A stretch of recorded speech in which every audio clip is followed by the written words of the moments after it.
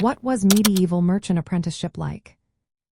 Imagine starting your career at a young age, living with a stranger, and learning the ins and outs of trade in a bustling medieval town.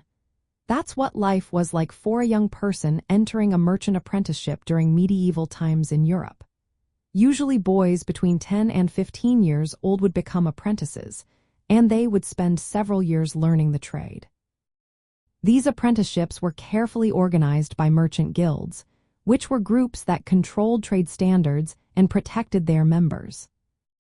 The apprenticeship could last from 5 to 9 years, and sometimes apprentices even traveled abroad to learn about foreign markets and different currencies.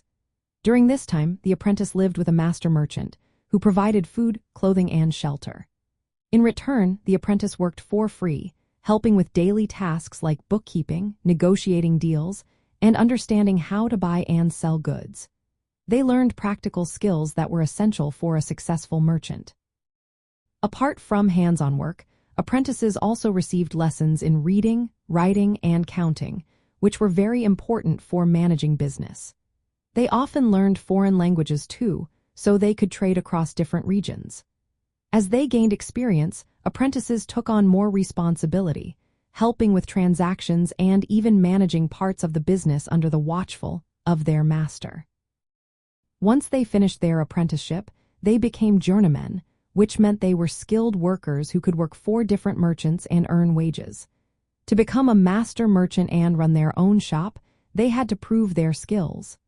Sometimes they had to create a special piece called a masterpiece to show their talent. They also needed enough money to start their own business. Guilds played a big role in this process, controlling who could enter the trade and making sure apprentices learned the right skills.